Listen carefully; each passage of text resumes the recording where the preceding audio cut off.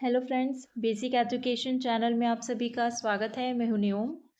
आज हम पुल्लिंग और स्त्रीलिंग शब्द का एमसीक्यू क्वेश्चन सॉल्व करेंगे। अगर आपने मेरे चैनल को सब्सक्राइब नहीं किया है तो आप कर सकते हैं, क्योंकि इस चैनल पर आपको एडीओ एग्ज़ाम और सीजी व्यापम एग्ज़ाम से संबंधित जो एमसीक्यू क्वेश्चन है वो मिलता रहेगा। तो चलिए आज की क्लास स्टार्ट करते हैं। पहला प्रश्न है, दही शब्द का लिंग है। पहला ऑप्शन है स्त्रीलिंग, दूसरा ऑप्शन है पुल्लिंग, तीसरा ऑप्शन है उभयलिंग, चौथा ऑप्शन है इनमें से कोई नहीं। तो जो दही शब्द है ये होता है पुल्लिंग। ठीक है, यानी इस प्रश्न का राइट आंसर हो जाएगा ऑप्शन दूसरा। अगला प्रश्न है, मोती शब्द किस वर्ग में आता है। पहला ऑप्शन है स्त्रीलिंग, दूसरा ऑप्शन है नपुंसकलिंग, तीसरा ऑप्शन है उभयलिंग, चौथा ऑप्शन है पुल्लिंग। तो जो मोती शब्द है ये आता है पुल्लिंग में। जितने भी रत्नों के नाम हैं, जितने भी रत्नों के नाम हैं वे सभी जो है पुल्लिंग में आता है। ठीक है, और इसमें सिर्फ जो मणि है और चुन्नी है वो अपवाद है, जो कि स्त्रीलिंग में आता है। ठीक है, जो मणि है ये आता है स्त्रीलिंग में, याद रखिएगा। तो इस प्रश्न का राइट आंसर हो जाएगा ऑप्शन चौथा, पुल्लिंग। अगला प्रश्न है, निम्नलिखित शब्दों में से स्त्रीलिंग संज्ञा शब्द कौन सा है। पहला ऑप्शन है चील, दूसरा ऑप्शन है उल्लू, तीसरा ऑप्शन है केचुआ, चौथा ऑप्शन है पक्षी। तो स्त्रीलिंग संज्ञा शब्द को चुनना है, बताना है। तो इसका राइट आंसर हो जाएगा ऑप्शन पहला, चील। चील क्या है, एक स्त्रीलिंग शब्द है। ठीक है, बाकी जो उल्लू है ये क्या है, पुल्लिंग शब्द है। अगला प्रश्न है, निम्न में से पुल्लिंग शब्द नहीं है। पहला ऑप्शन है मोती, दूसरा ऑप्शन है मणि, तीसरा ऑप्शन है मानिक, चौथा ऑप्शन है लाल। तो जैसे मैंने बताया आपको, मणि जो है ये क्या है, स्त्रीलिंग शब्द है। ठीक है, यानी ऑप्शन दूसरा इसका राइट आंसर हो जाएगा। अगला प्रश्न है, क्षमा कौन सा शब्द है। पहला ऑप्शन है स्त्रीलिंग, दूसरा ऑप्शन है नपुंसकलिंग, तीसरा ऑप्शन है उभयलिंग, चौथा ऑप्शन है पुल्लिंग। तो जो क्षमा होता है ये होता है स्त्रीलिंग शब्द। तो इस प्रश्न का राइट आंसर हो जाएगा ऑप्शन पहला। अगला प्रश्न है, निम्नलिखित में से कौन सा शब्द पुल्लिंग है। पहला ऑप्शन है बाद, दूसरा ऑप्शन है रात, तीसरा ऑप्शन है आए, चौथा ऑप्शन है व्यय। तो जो व्यय है ये होता है पुल्लिंग शब्द। तो इसका राइट आंसर हो जाएगा इस प्रश्न का ऑप्शन चौथा। अगला प्रश्न है, सिंधु कौन सा शब्द है। पहला ऑप्शन है स्त्रीलिंग, दूसरा ऑप्शन है नपुंसकलिंग, तीसरा ऑप्शन है उभयलिंग, चौथा ऑप्शन है पुल्लिंग। तो जो सिंधु है ये होता है पुल्लिंग शब्द। ठीक है, यानी ऑप्शन चौथा इसका राइट आंसर हो जाएगा। याद रखिएगा, जितने भी नदियों का नाम है, नदियों का नाम वे सभी जो है स्त्रीलिंग होते हैं। ठीक है, स्त्रीलिंग शब्द में आते हैं। लेकिन जो सिंधु नदी है, सिंधु, सोन और जो ब्रह्मपुत्र नदी है, ठीक है, ये जो तीनों नदियां हैं ये आता है पुल्लिंग में। तो ये अपवाद है, इसको अच्छे से पढ़िएगा। अगला प्रश्न है, अंग्रेजी कौन सा शब्द है।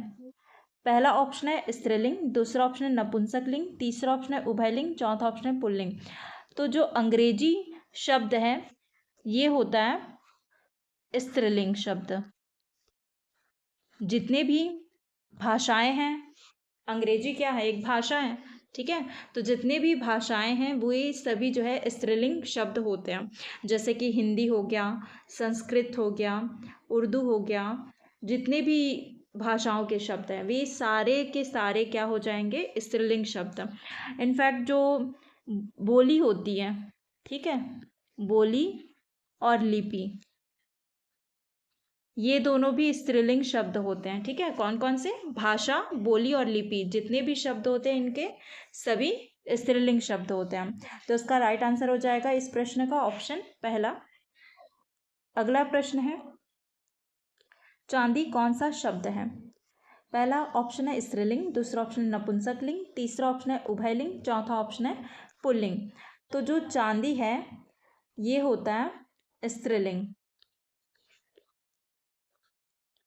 ठीक है, तो इस प्रश्न का राइट आंसर हो जाएगा ऑप्शन पहला।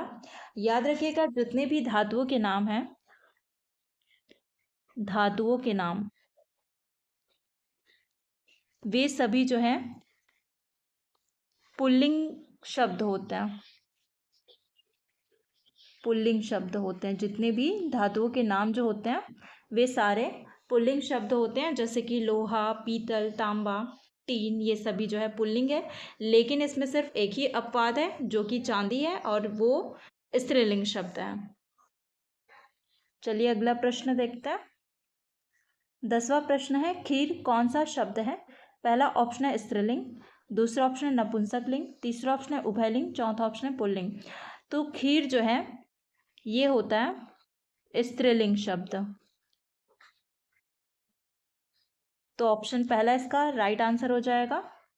अगला प्रश्न है, पाठक का स्त्रीलिंग रूप है?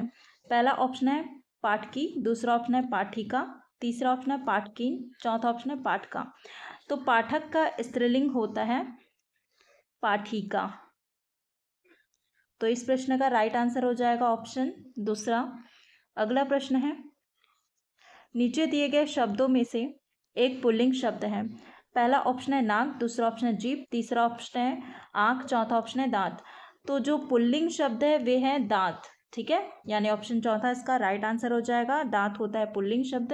बाकी जो नाक, जीभ और आंख है, ये सभी जो है ये कौन सा शब्द होता है? ये होता है स्त्रीलिंग शब्द।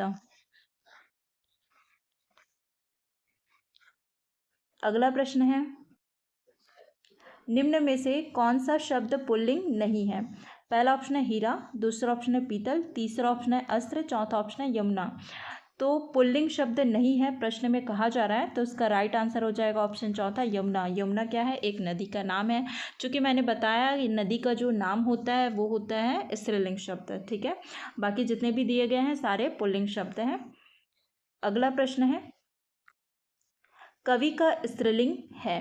पहला ऑप्शन है काव्यानी, दूसरा ऑप्शन है कवयित्री, तीसरा ऑप्शन है कवयित्री, चौथा ऑप्शन है इनमें से कोई नहीं। तो कवि का जो स्त्रीलिंग होता है कवयित्री होता है। तो इस प्रश्न का राइट आंसर हो जाएगा ऑप्शन तीसरा। अगला प्रश्न है, ऑस्ट्रेलिया कौन सा शब्द है?